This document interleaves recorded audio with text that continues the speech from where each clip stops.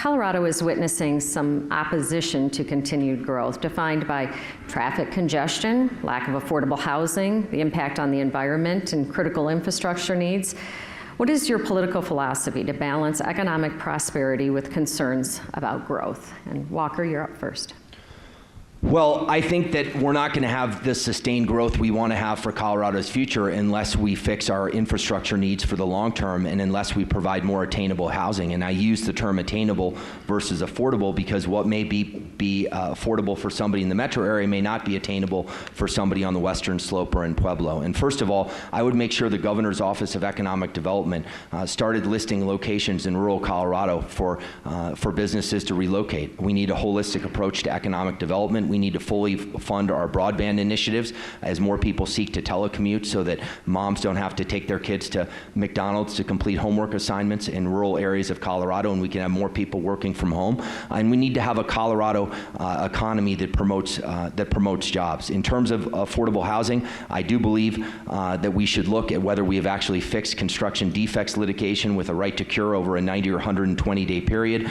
The trial lawyer lobby is a powerful one and an expensive one at the state capital, but we have not seen the increase in supply that I think we need to see. I also think we need to look at CHAFA updating our tax credit process and potentially expanding it because it's antiquated and there is demand far outstrips the number of tax credits that are available, and time is money if you're a developer. And I think the state of Colorado needs to play a collaborative role in great public-private partnerships that are taking place between Continuum Real Estate Development run by my buddy Mark Falcone and the Walton Family Foundation and groups like St. Joe's Hospital, which is repurposing a lot of its facilities to affordable housing. And I would do just that as governor, take a collaborative, multi-pronged approach.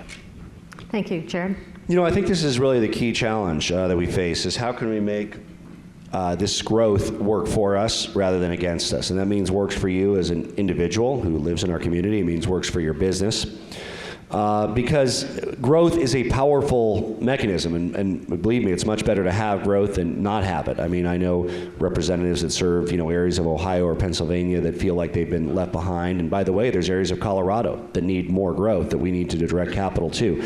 But here in the Denver metro area, the main thing I hear is we've had a lot of growth, and yet it hasn't necessarily improved my quality of life, right? So how do we make sure that it works for you? How do we make sure that growth pays its own way in terms of rather than burdening businesses and individuals already here? How do we make sure that we increase our infrastructure, increase access to affordable housing near where the jobs are, transit planned communities so people have a way of getting to work? When families can't afford to live near their jobs, and are forced to live 30, 40 minutes out for affordable housing, it not only costs them more and time away from kids, but it also means that the rest of us have to pay for the pavement and the roads to get there. Rather than if we have more housing opportunities close to where the jobs are, particularly with options to get to work like light rail and bus for those who want to take them, along with the ability to drive to work. So first of all, this sort of sense of master planning is critical to bring the municipalities, counties together across the Denver metropolitan region through DRCOG and other mechanisms to make sure we have this discussion about how we build the infrastructure we need to maintain and improve our quality of life, protect our parks, our open space, and our public land that are such an important part of our identity as Coloradans and very important to our quality of life and frankly our competitiveness about why people are willing to move here and work here to fill the jobs and employers. So we're looking forward to taking a multi-tiered approach to making sure that Coloradans aren't just getting by but can thrive in a 21st century economy.